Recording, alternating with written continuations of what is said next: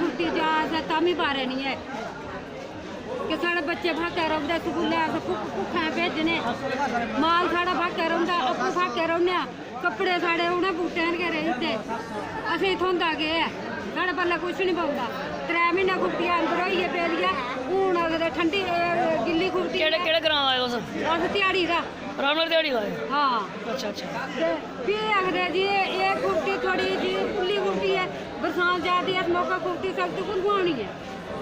कि'यां करनी है पिछले बार केह् भाव बेची ही कुदै पिछले बार बेची नहीं खुट्टी तुसें केह् भाव बेची बेची 975 975 बेची हाँ अज इन्हें दसा 1200 रुपया रेट असें मैहकमे ने इस मौके साढ़ा 500 रुपया रेट 400 रुपया रेट 600 रुपया रेट एक पाइया 250 रुपया रेट लग्या ਜਿਹੜੀ चीज़ हो उस स्हाबै रेट लगना ना ठेकेदार भी आ दे व्यापारी भी आ दे सारे